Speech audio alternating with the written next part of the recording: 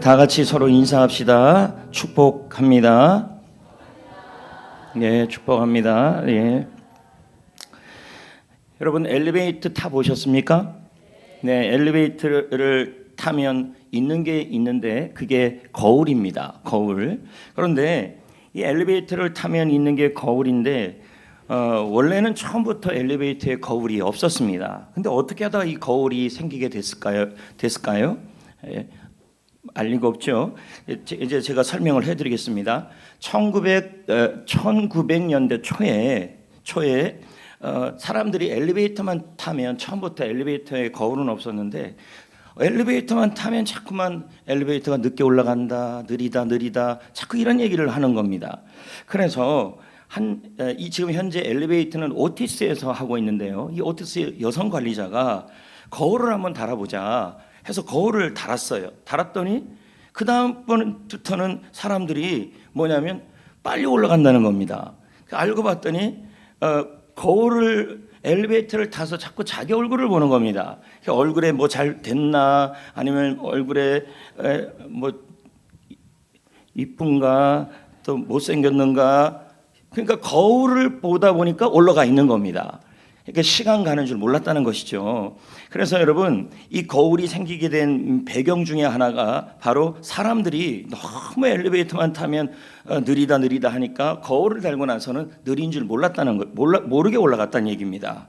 그런데 만약에 우리나라 사람들한테 한번 생각해봤어요. 거울도 안 달고 엘리베이터를 뜨면 우리나라 사람들은 엘리베이터를 폭파시킬 겁니다. 너무 늦게 올라가니까.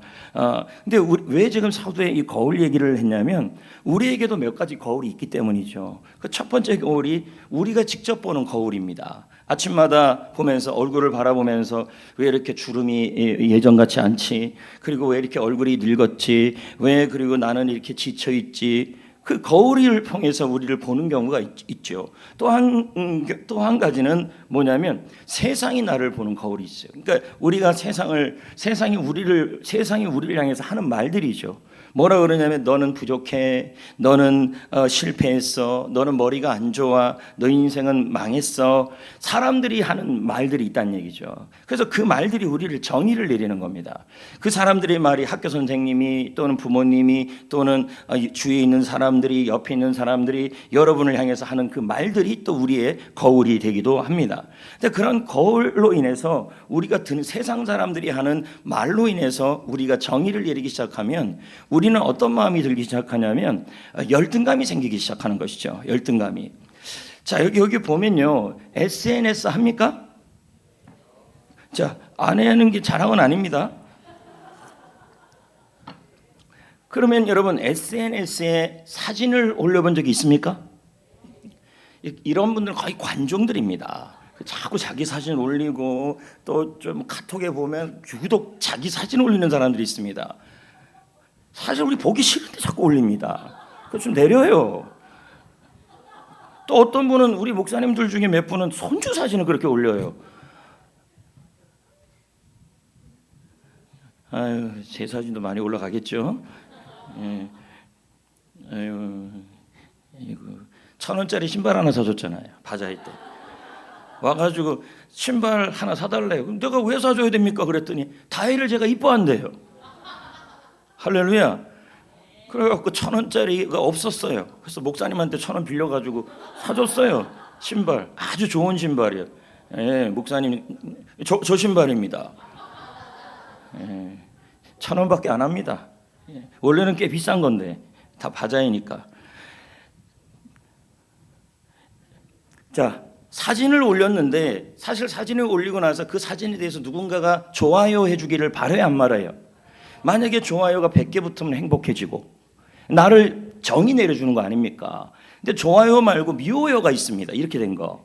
그럼 미워요가 한 10개가 눌려지면 뭐예요? 그 사람들이 나를 미워하는 거 아닙니까? 그러니까 우리는 뭐 하냐면 그 숫자의 가치를 통해서 자신을 정의를 내리는 겁니다. 그래서 풀이 죽기도 하고 마음이 눌리기도 하고 그러는 상황이 처해지는 것이죠. 그래서 우리는 세상이라는 거울 앞에서 그 거울들이 우리를 하는 말들이 있어요. 의사 선생님을 만났더니 진단서를 딱 내밀면서 이거 유전병이야, 또는 이거 이 병 갖고 살아야 돼, 평생 이 약 갖고 살아야 돼, 이런 말들이 우리를 정의를 내리는 거죠. 또 학교 선생님이나 직장 동료나 직장 상사나 그리고 주위에 있는 사람들이 여러분을 평가하는 얘기들이 있다는 얘기죠. 그 얘기들로 인해서 우리는 뭘 느끼냐면 열등감을 갖게 되는 겁니다. 자신감이 자꾸 떨어지는 거죠. 또 한 가지는 여러분, 수많은 시험들이 있어요. 그 시험들을 쳤는데 떨어지는 거죠. 그러면 그 시험이 나를 정의 내리니까 자꾸만 우리는 뭐 하냐면 의기소침해지고 주눅들게 되고 자신감이 없어지고 그렇게 산다라는 겁니다. 이게 열등감이라는 것이죠. 여러분, 오늘 우리는 말씀 제목이 열등감을 딛고 일어서라라는 게 말씀 제목입니다. 그렇다면 오늘 말씀에는 이 열등감을 딛고 일어서라는 하나님께서 주시는 굿뉴스가 있다는 말입니다. 좋은 소식이. 그럼 그게 뭔지를 한번 보자는 겁니다. 여기 그림에 나와 있는 것처럼 그 화분이 하나가 있어요. 화분이 저 위에 물 주고 있는데요. 화분이 요만해요. 자, 요만해요. 그럼 이만한 화분에 꽃을 심었으면 처음에는 잘 자라갑니다. 근데 어느 순간 되면 너무 커지잖아요. 식물이. 그러면은 어떻게 돼요? 더 뻗어가지 못하잖아요. 에? 그러면 뿌리가 막히니까 시들시들해질 수가 있는 거 아니겠습니까? 제가 왜 이런 얘기를 하냐면 각자는 전부 열등감의 화분들이 있어요. 그러면서 그 열등감의 화분들이 내가 좀 뭘 하려고 그러면 그 열등감의 화분들이 넌 여기까지야. 너 인생은 여기까지야. 부모님이 나를 좋아하지 않아, 밀어주지 않아. 또는 부모님이 술을 많이 드시니까 나도 술 많이 먹을 거야. 그리고 남들이 나를 이렇게 저렇게 평가를 내리면 그 평가 때문에 딱 거기까지입니다. 그러면서 하는 말이 자신감을 잃어버리고 꿈을 잃어버리고 용기를 잃어버리고 그렇습니다. 여러분, 내준 사람 아주 복 받을 거예요. 그럼 여러분, 핸드폰을 그냥 열 수 있어요, 없어요? 왜 열면 되지, 그냥 이렇게 쭉쭉. 맞잖아요. 근데 저는 아이패드를 그냥 안 열어요. 제 얼굴이 닿아야 열려요. 무슨 말이냐면 얼굴 인식이라는 얘기죠. 그럼 제가 이제 얼굴을 성형수술하면 또 못 열리는 거죠. 그러니까 여러분, 다른 사람이 이렇게 되면 이거 안 열려요. 근데 또 하나 여는 방법이 있어요. 패턴도 있지만 또 하나는 지문이에요. 지문을 이렇게 돼요. 그러면 제가 저기 이온희 씨의 주문을 갖고 제 핸드폰에 이렇게 되면 열려요, 안 열려요? 안 열려요. 맞지 않습니까? 세상에 똑같은 지문은 있어요, 없어요? 없습니다. 모두 지문이 다 달라요. 근데 우리는 가끔 다른 사람의 지문을 가지고, 다른 사람의 평가를 가지고, 다른 사람이 나를 바라보는 그 인식을 가지고 내 인생의 핸드폰을 열려고 그래요. 안 열리는 거죠. 인생의 문이 안 열리고 방법이 없어지고 그렇다는 거예요. 그러면 우리는 오늘 각자 다르게 하나님이 만드셨는데 그것이 뭔지를 보자는 거예요. 자, 여러분 여기 한번 보십시오. 부모님이 가난해요. 그러면 우리도 가난할 수밖에 없을 수 있죠. 그리고 집안에 성공한 사람이 없어요. 그러면 우리 집도 성공하지 않을 수도 있죠. 나는 또 왜 이런 집안에 태어났냐는 그런 생각도 있습니다. 그러면서 우리 스스로는 생각하기를 열등감에 빠지는 거예요. 또 개 중에 괜찮아요. 다혜는 다 이해됩니다.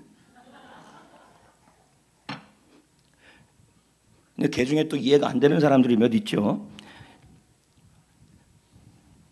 어디까지 했죠? 나는 왜 이런 집안에 태어났냐 하면서 열등감에 빠지는 거. 그리고 나는 왜 이렇게 머리가 안 좋냐고. 머리가, IQ가 딱 99.9예요. 100도 안 되고. 그러면서 생각하기를 난 머리가 왜 이렇게 누구 닮았지? 엄마 닮았나? 아빠 닮았나? 근데 엄마한테 물어보면 엄마는 뭐라고 그러냐면 항상 1등만 했대요. 그 옆집에 물어보면 또 그 집도 1등 했대요. 제가 물어보니까 다 반장이고 다 1등이에요. 이건 믿을 수가 없는 상황인데 엄마들은 그렇게 얘기하여 아빠들은 내가 얼마나 니네 엄마 닮았을 거야. 아빠들은 또 그렇게 얘기하고. 여러분, 이런 상황에서 우리는 뭐 하냐면 열등감에 빠지기도 한다는 얘기죠.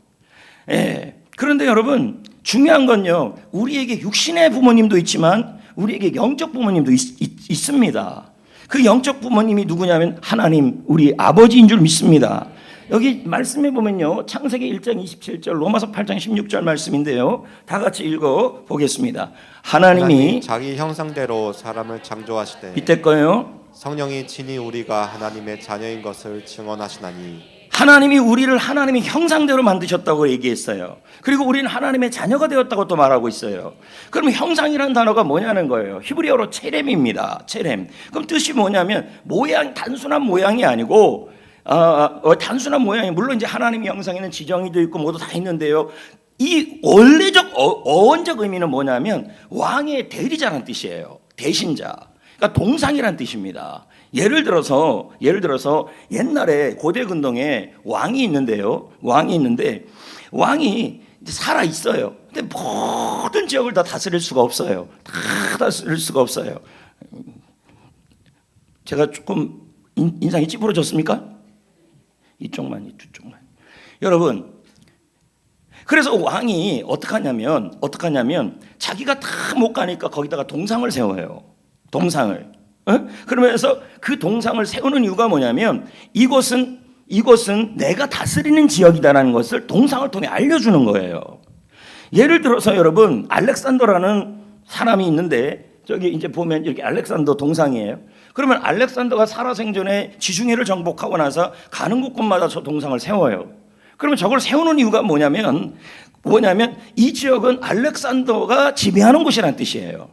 그래서 저 동상은요, 왕을 대신하는 겁니다. 근데 하나님이 우리를 뭐라고 표현하냐면 하나님의 형상이래요. 하나님의 동상이래요. 하나님을 대리합니다. 하나님의 대리자래요. 무슨 뜻이냐면요, 다시 한번 설명하면요, 이런 거죠. 우리는 하나님의 형상이고 하나님을 대신하는 사람이고 하나님의 동상이고, 근데 여러분, 일반적으로 동상은 죽은 이후에 세워집니다.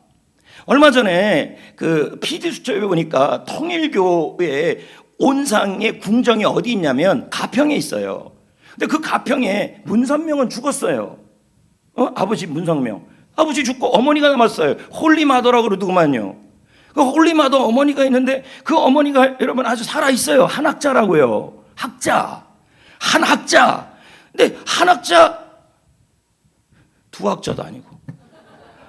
웃기잖아요. 근데 한학자 씨 앞에 여러분 그 궁정 앞에 동상이 있어요. 한학자 동상이.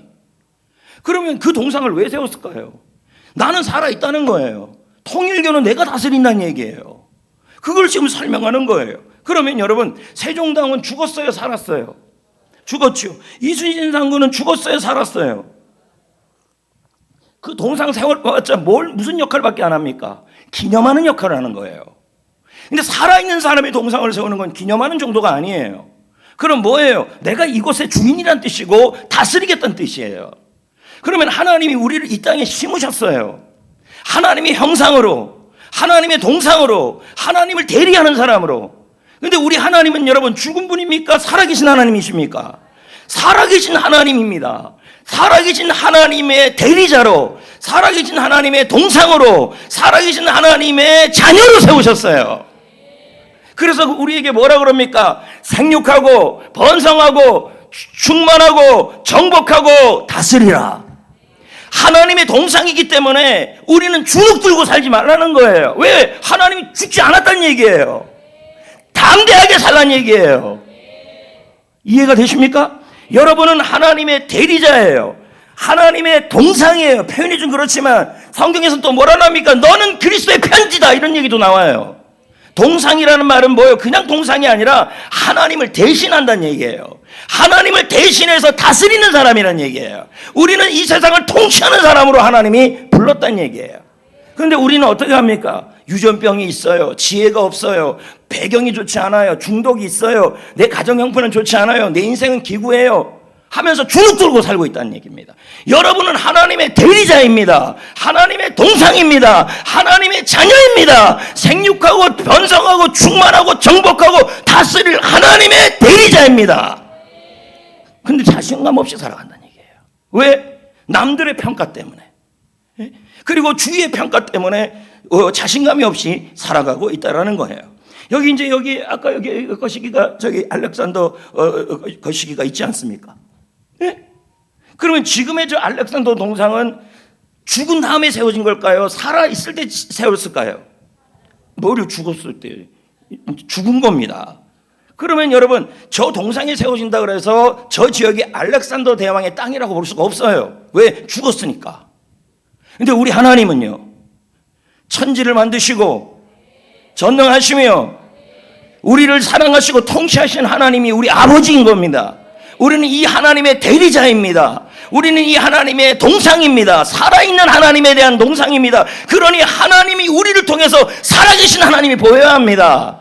우리는 이 땅을 다스리고 정복하고 승리할 사람입니다. 운명이요, 병이요, 질병이요, 내 인생의 기관이요, 절대로 우리를 막을 수 없는 사람들입니다.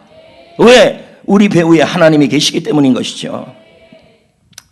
가끔 이제 이런 분들이 있어요. 나는 부모님을 닮아서 어쩔 수가 없다. 내 인생은 망했다. 또 우리 집은 가난하다. 우리 아버지가 실패했으니 나도 실패할 것이다. 이제 이런 분들이 있어요. 그리고 병원에서 진단서를 끊었는데 그 진단서가 평생 약 먹고 살아야 된다는 진단서를 끊었다 합시다. 그러면 뭡니까? 자꾸 순옥대로 살아가요. 병에 눌리고 유전에 눌리고 집안 환경에 눌리고 그리고 회사의 형편에 자꾸 눌리는 거예요. 눌리니까 뭡니까? 하나님은 우리를 눌리며 살라고 한 게 아니라 뭐예요? 세상을 다스리고 통치하는 하나님의 대리자로서 하나님의 자녀로서 살라고 부르신 거예요. 근데 너무 당당함이 잃었다는 거예요. 제가 아는 목사님 중에 한 분이 이제 배가 이렇게 많이 나왔어요. 그러면 저는 살이 쪄서 나온 겁니다. 그렇잖아요. 네, 한 이름 다 적어놔요. 근데 그 목사님은 유전병입니다. 간이 안 좋으니까 이거 배가 자꾸 커지는 겁니다. 이렇게요. 이렇게. 이게 안 닦여져요. 항상 그래서 그 목사님 옆에만 서면 저는 자신감이 생겨요. 왜냐하면 내 배가 덜 들어가니까. 근데 왜 그렇게 아프십니까? 아버지가 똑같은 병을 앓았다는 거예요. 그래서 조금만 피곤하면 누워 있어야 되고 조금만 피곤하면 다리가 부어요. 너무 안 된 거죠. 그래서 제가 목사님께 물어봤어요. 목사님은 참 목회를 어떻게 하십니까? 그런 상황인데 했더니 내가 이렇게 약하기 때문에 내가 이런 병이 있기 때문에 주님만 의지한다고 이렇게 얘기하더라고요.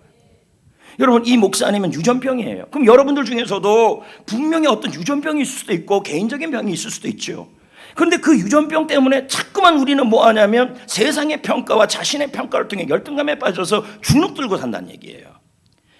일반적 통계에 따라 보면요, 이런 통계가 나와요. 부모님이 술에 묶이면 자녀도 그럴 수 있다는 거예요. 확률적으로. 그리고 부모가 가난하면 자녀도 힘들 가능성이 크다는 게 통계예요. 그런데 이건 인간의 법칙이라는 얘기예요. 우리에게 육신의 부모만 있는 것이 아니라 하나님 아버지도 있습니다. 맞지 않습니까? 여러분, 우리는 하나님이 우리의 하늘 아버지이시고 우리는 하나님의 대리자이고 살아계신 하나님의 자녀입니다. 그러므로 여러분, 우리는 하나님을 닮았기 때문에 우리에게도 하나님의 유전자가 있는 것입니다. 닮는다는 것은 유전자가 있는 것이라는 뜻입니다. 전능하신 하나님의 유전자가 있다는 뜻이에요. 약해지지 말자는 얘기입니다. 자, 그럼 여기 보면 손흥민 선수가 있어요. 손흥민 선수의 아버지 이름은 손웅정이에요. 그러면 손흥민 선수가 지금 미국에서 받는 1년의 돈이 182억이에요. 한 주에 3억씩 벌어요. 왜 또 결혼 다시 하고 싶어요? 이분이 본인을 생각하지 않을 수도 있어요. 그럼 여러분, 손흥정 아버지가 날씬해요, 날씬하지 않아요? 그러면 손흥민 씨도 닮은 거죠. 유전자 때문에 그래요. 그러면 저 뒤에 있는 권은혁 전도사는 날씬해요, 날씬하지 않아요? 저는요, 안 날씬하지 않아요. 그러면 뭡니까? 분명히 제가 말합니다. 뚱뚱해질 겁니다. 왜 그렇습니까? 왜요? 유전자를 갖고 있습니다. 그리고 저도 저 때 날씬했습니다. 호리호리하고. 그 유전자가 어디 갑니까? 맞지 않습니까? 저거 옷 하나도 안 맞을 겁니다. 봐보세요. 결혼하면. 저도 밤에 새우깡을 먹어도 밤에 뭘 먹어도 안 쪘어요. 지금은 뭐 먹기만 하면 찝니다. 그 유전자가 어디 가겠냐는 거죠. 여러분, 유전자라는 말은 DNA가 유전자인데요. DNA가 유전자인데요. DNA가 유전자는 뭐냐면 부모님의 유전자가 있다는 말은 닮는다는 뜻입니다. 그러면 손흥민 선수는 아버지를 닮았잖아요. 그러니까 운동 잘하죠. 유전자가 그러니까. 그리고 감각이 있죠. 판단력이 있죠. 그리고 운동하다, 왜 벌써 넘겨요? 운동하다 보면 힘들어요, 안 힘들어요? 힘들어도 저 손흥정 저분이 보통 분이 아니에요. 무지하게 있습니다. 왜? 아들한테 잘 가르치려고. 그래서 끊임없이 이게 또 다 이겨내요. 왜요? 이 손흥정 씨 스스로가 뭐 고난을 이겨내는 역경력이 굉장히 세요. 그러니까 보십시오. 이 손흥민 선수가 잘 잘할 수 있었던 것도, 운동을 잘할 수 있었던 것도 뭐냐면 아버지의 DNA를 받아서 그래요. 닮아서 그렇다고요. 유전자가 있어서 그렇다고요. 그러면 여러분, 우리는 하나님의 형상이잖아요. 하나님의 대리자잖아요. 하나님의 동상입니다. 하나님의 거기다가 자녀입니다. 하나님의 자녀라는 말은 우리도 하나님의 DNA가 있다는 뜻입니다. 하나님의 유전자가 있다는 뜻입니다. 하나님의 것이 내 것이라는 뜻입니다. 예수님 권세, 예수님 권세, 예수님 권세. 예수님께 내 거고 하나님께 내 겁니다. 왜? 우리는 주님을 닮았기 때문입니다. 그러므로 여러분이 가난합니까? 병이 있습니까? 유전자가 좋지 않습니까? 아니 부모님께 받은 게 좋지 않습니까? 머리가 안 좋습니까? 눌려 있습니까? 여러분, 그것이 아무리 있다 할지라도 상관없습니다. 우리는 하나님을 닮은 하나님의 형상이고 하나님의 대리자이고 거기에다가 하나님의 자녀입니다. 하나님의 DNA가 우리 안에 있습니다. 하나님의 능력이 내 능력, 하나님의 지혜가 내 지혜. 여기 지금 학생들이 앉아 있는데 나는 아무리 공부해도 공부를 못 하겠어요. 여러분, 이 머리를 누구한테 받은 거야? 엄마야, 아빠야? 신경 쓰지 마세요. 엄마가 머리를 안 좋아도, 아빠가 머리가 안 좋아도 우리는 하나님의 지혜가 있어요, 우리 안에. 그걸 믿으셔야 돼요. 예. 그러면 여러분, 궁금하지 않습니까? 도대체 유전자가 뭐고 DNA가 뭔지 제가 아주 쉽게 설명을 해주겠습니다. 유전자가 뭔지 DNA가 뭔지 오늘 거 잘 들으면 지구과학 시간에 이 문제 해결됩니다. DNA를 비유적으로 설명하면 요리책입니다. 레시피예요. 그러면 여러분, 여기에 짬뽕을 만드는 레시피가 있어요. 레시피. 그러면 계획 아닙니까? 이거대로만 하면 뭐 하는 거예요? 짬뽕이 만들어지는 겁니다. 제가 이제 원래 간짜장을 되게 좋아했습니다. 근데 올해 외부 집회를 갔다가 어느 지역에서 여러분 낙지 한 마리가 올라가는 짬뽕을 먹었습니다. 그것도 꽃배기로. 그때부터 입맛이 바뀌었습니다. 너무 짬뽕이 좋습니다. 난리가 났습니다. 그러니까 살이 안 찌겠습니까? 그러면 저보고 백종원 씨의 레시피를 요리책을 하면 저는 반드시 짬뽕을 찾을 겁니다. 그리고 그거 갖고 만든다는 얘기예요. 그럼 뭡니까? DNA란 말은 바로 계획입니다. 계획. 하나님의 유전자가 있다라는 말은 하나님의 계획과 그 계획을 이룰 하나님의 능력이 같이 있다는 뜻입니다. 이해가 되겠습니까? 그럼 자 보십시오. 여러분들 주위에, 여러분들의 인생에 좋지 않은 일이 일어나요. 상황이 안 좋아요. 학교 가면 뭐 이렇게 왕따를 당해요. 또 회사 생활할 때 좀 부족함을 자꾸 느껴요. 그리고 교회 생활할 때 또 어르신들은 건강이 예전 같지가 않아요. 병이 있어요. 그러면서 자꾸 생각하는 게 주눅들로 살아가요. 근데 그렇지가 않아요. 우리는 하나님의 자녀이고 하나님의 대리자이고 하나님의 유전자가 있어요. 유전자라는 말은 계획이 있다는 뜻이에요. 우리를 향한 하나님의 계획은 예레미야 29장 11절에 재앙이 아니라 장래의 소망을 주려는 것이다. 하나님이 우리를 향한 계획이 영적 유전자가 있다는 뜻이에요. 근데 그 유전자는 계획만 있다는 뜻이 아니라 능력도 같이 있다는 뜻이에요. 여러분의 인생이 병이 있다 그래서, 문제가 풀리지 않는다 그래서, 어려움이 있다 그래서 여러분, 우리 인생은 망한 게 아니란 얘기입니다. 왜요? 우리의 운명은 부모님이 주신 운명이든 세상이 우리에게 정해진 운명이든 정이든 그 모든 것은 하나님의 영적 유전자를 이겨낼 수가 없어요. 우리는 하나님을 닮았어요. 그래서 우리 안에 뭐가 있어요? 하나님의 영적 유전자라는 말은 하나님이 여러분을 향하는 계획이 있단 말이에요. 레시피가. 예레미야 29장 11절에 재앙이 아니라, 너희를 향한 나의 생각은 재앙이 아니라 잘하려고 하는 것이다. 내가 그 뜻을 세웠다. 너희를 향한 미래는 밝은 날을 내가 너희들이 기다리고 있다. 이게 예레미야 29장 11절이에요. 레시피가 있다는 뜻이에요. 하나님의 레시피가 있어요. 거기다가 그 유전자는 뭐예요? 그 레시피를 이룰 수 있는 하나님의 능력이 함께 있다는 뜻이에요. 지혜도 함께 있고, 왜? 하나님을 닮았기 때문에 하나님의 것이 내 것이에요. 하나님의 능력이 내 능력이에요. 하나님의 지혜가 내 지혜예요. 하나님의 지식이 나의 지식이 될 수 있어요. 다음 그림에 보면요, 직장 생활을 하거나 가정 생활을 하거나 관계를 맺거나 그리고 경제적 문제가 있을 때마다 우리는 자꾸만 주눅이 들어요. 열등감에 빠져요. 그러면서 하는 말이, 나는 내 인생의 미래는 밝지 않을 것이다, 나는 그럴 만한 능력이 없을 것이다 라고 생각을 한다는 거예요. 그러나 우리는 하나님이 우리를 그렇게 보지 않아요. 우리는 하나님의 형상이에요. 하나님을 닮았어요. 하나님이 우리를 이 땅에 심으신 하나님의 대리자예요. 하나님의 자녀예요. 그러므로 하나님을 닮았기 때문에 우리 안에는 부모님이 물려준 것만 있는 게 아니라 하나님이 물려준 것도 있다는 얘기예요. 영적 유전자, 하나님의 계획, 그리고 그 계획을 이룰 하나님의 능력이 있다는 뜻이에요. 아멘. 그래서 여러분, 부모님이 실패했다고 우리가 실패한다는 보장 생각하시면 안 돼요. 그리고 과거가 좋지 않았다 그래서 미래도 그럴 거라고 생각하면 안 돼요. 지금 모든 세상의 평가가 나의 가치를 정의한다 할지라도 그 정의를 믿으면 안 돼요. 우리를 향한 정의는 성경에서 나와 있어요. 그게 뭡니까? 하나님의 형상이다, 하나님의 대리자이다, 하나님의 동상이다. 하나님의 그 동상은 어떤 동상이냐? 살아계신 하나님의 동상이 우리예요. 그래서 우리를 바라볼 때마다 주위에서 살아계신 하나님이 보여야 돼요. 루터가 그런 이야기가 있었잖아요. 루터가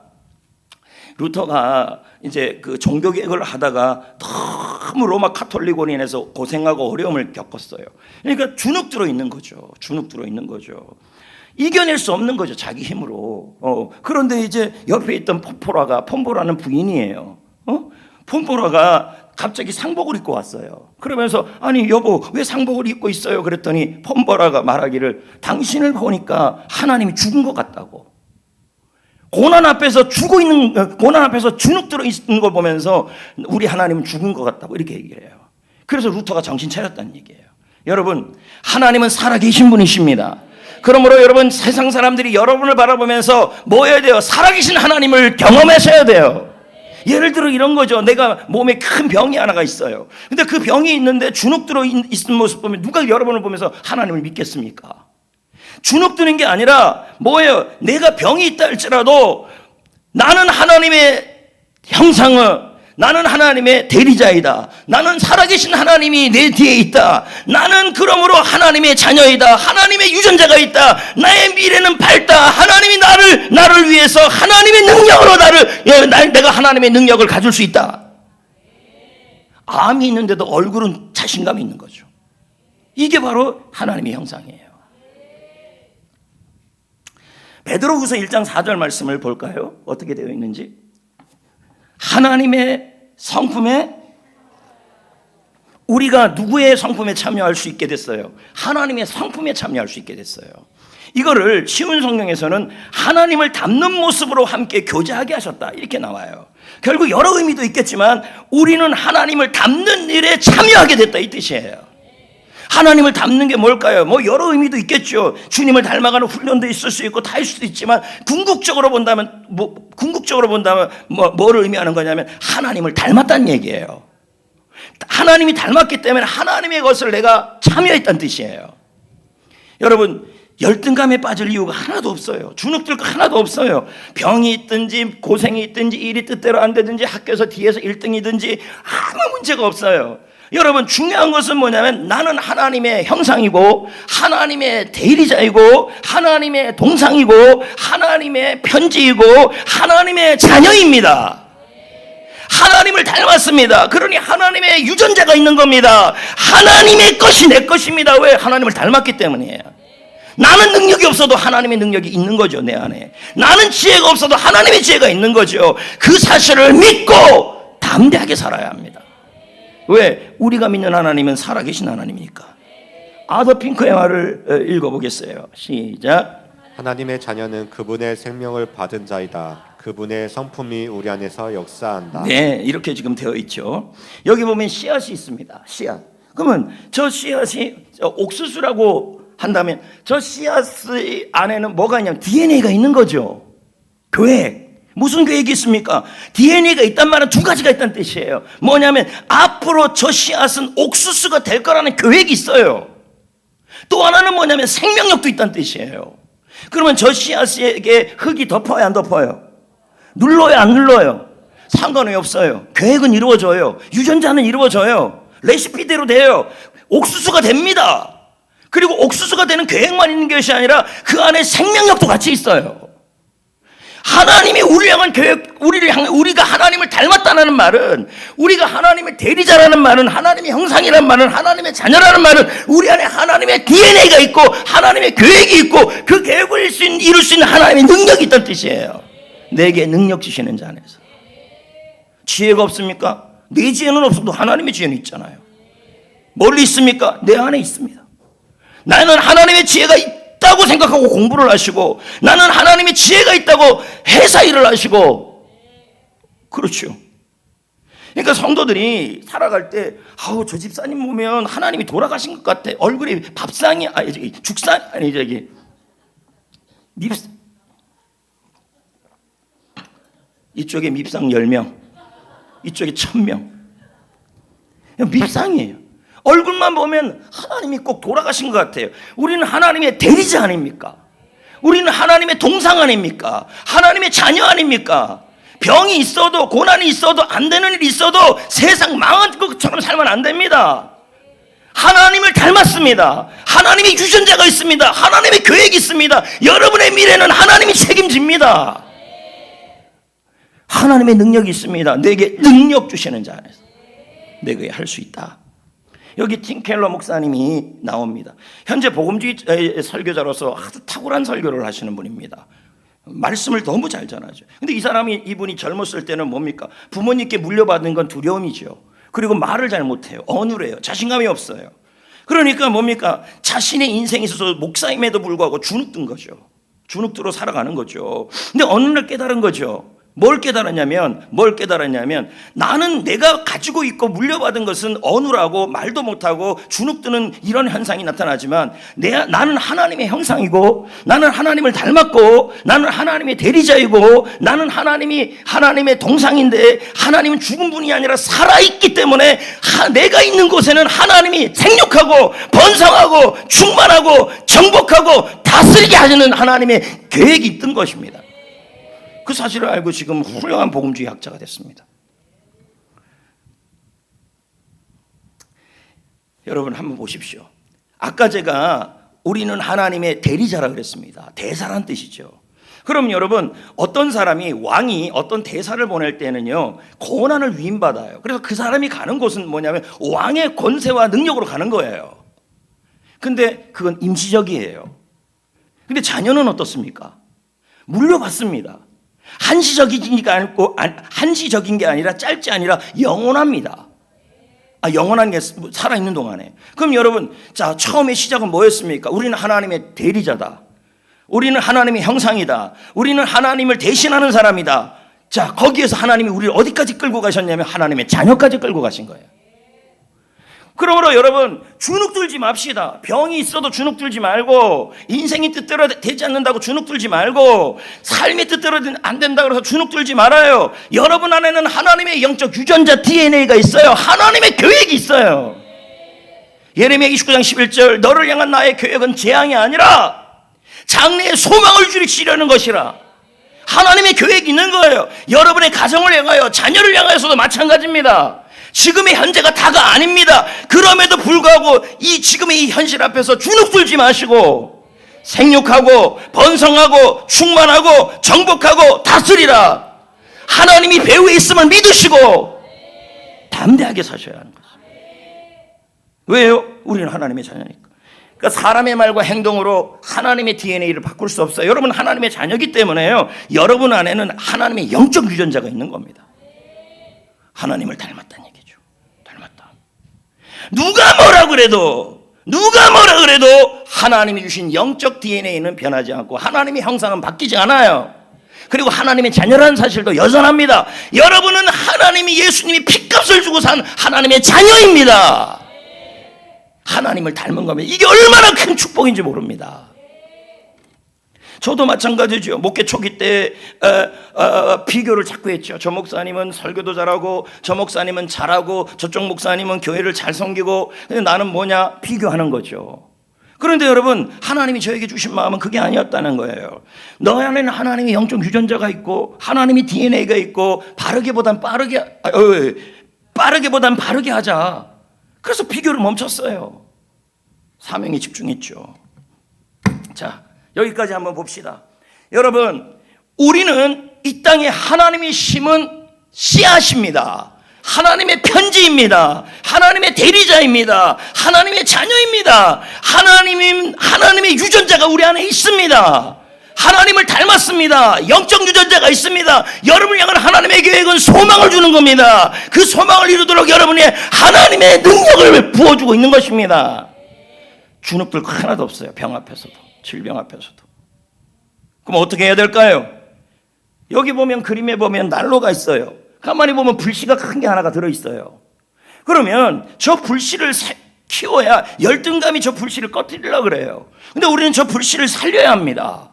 살리려면 어떻게 해야 될까요? 눌러야 되겠죠. 실행해야겠죠. 그럼 뭘 실행할 때는 입으로 고백하고 실행하겠다고 눌러야 여러분 실행되는 거 아니겠습니까? 이걸 믿음의 말과 믿음의 행동이라는 거예요. 주눅 들면 하나님이 일하지 않아요. 다음 그림에 보면요, 일과 진로가 있어요. 내가 어떤 일을 하고 어떤 진로를 결정해야 되는데 하늘님이 다 안 되고 시험 보는 것마다 안 돼요. 기대했던 대로 중간고사 성적이 안 나와요. 그러면서 자꾸 불안해요. 괜찮습니다. 왜요? 현재의 모습으로 주눅들면 안 된다는 거예요. 나는 하나님의 자녀이고, 나는 하나님의 대리자이고, 나는 하나님을 닮았고, 내 안에는 하나님의 DNA가 있어요. 닮았기 때문에. 그게 뭐예요? 하나님이 나를 향한 레시피, 요리체, 계획이 있다는 뜻이에요.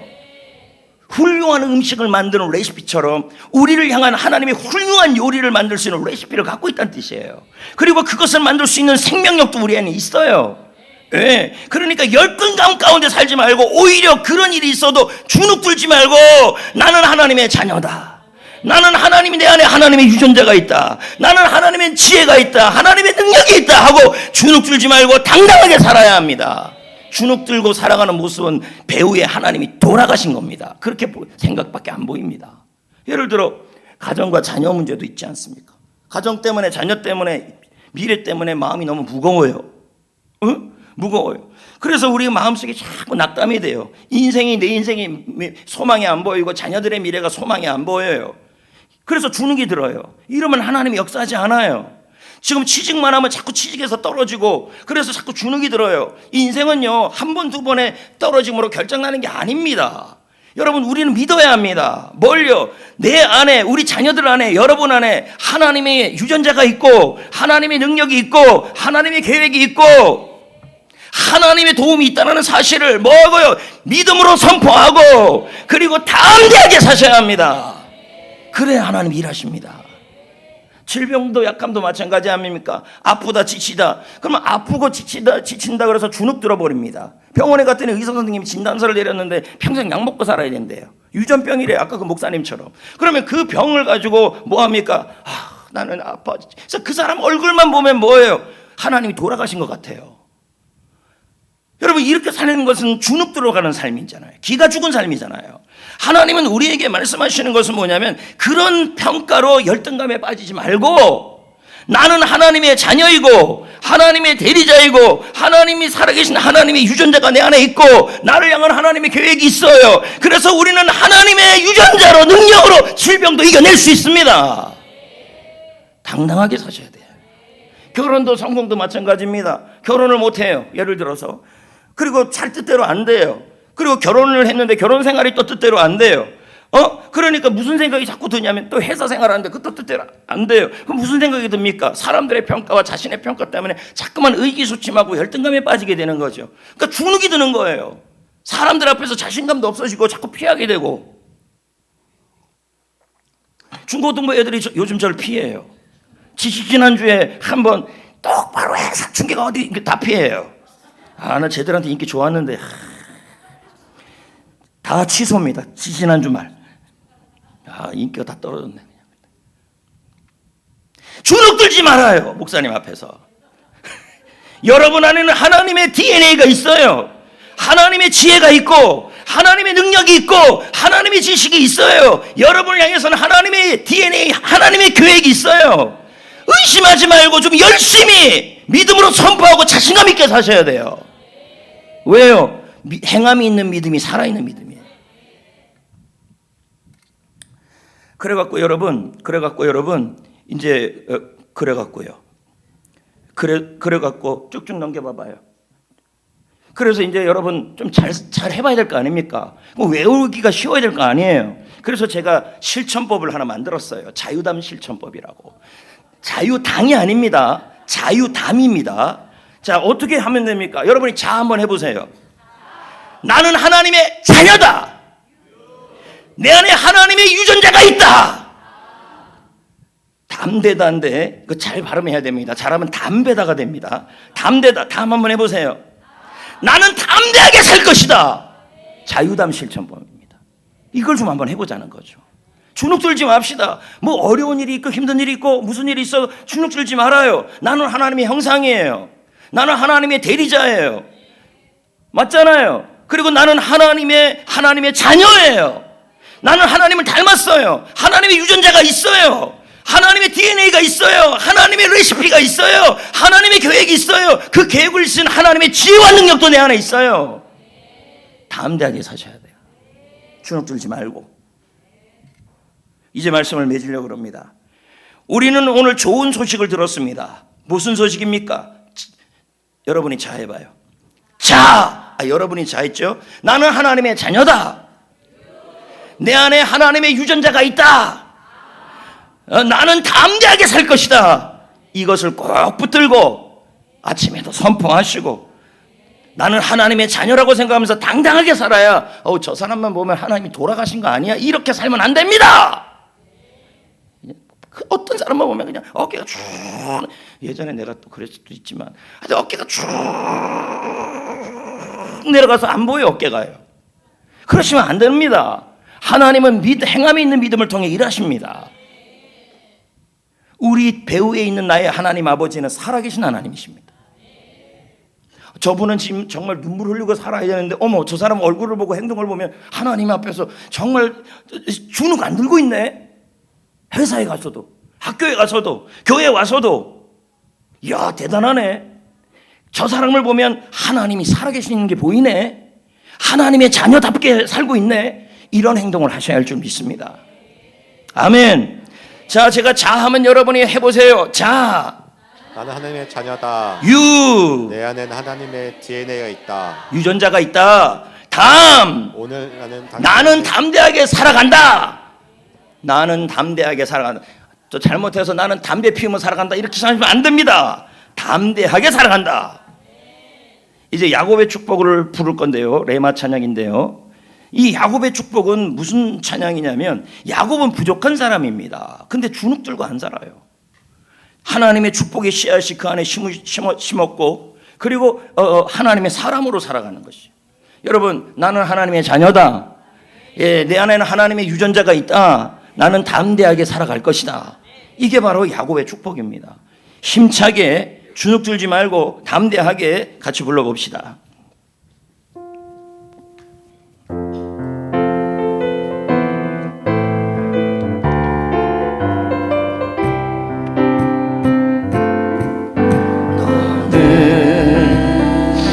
담장 너머로 뻗은 나무 가지에 푸른 열매처럼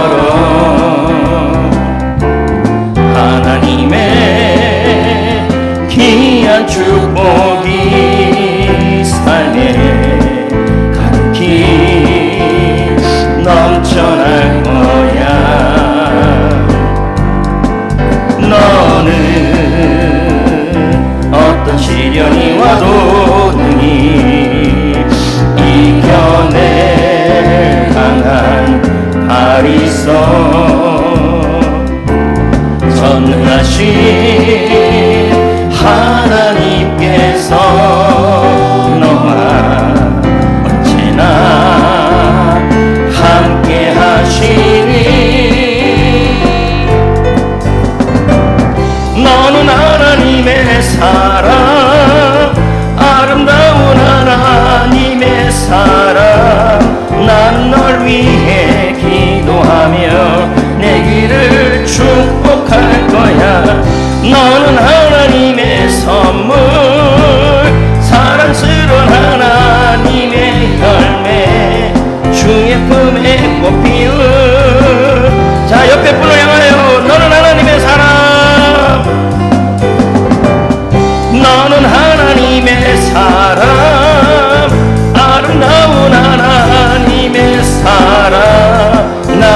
널 위해 기도하며 내 믿음을 축복할 거야. 너는 하나님의 선물, 사랑스러운 하나님의 열매, 주의 품에 꽃 피운 나무가 되어줘, 나무가 되어줘, 나무가 되어줘. 제가 여러분을 위해 기도하겠습니다. 두 손을 모으십시오.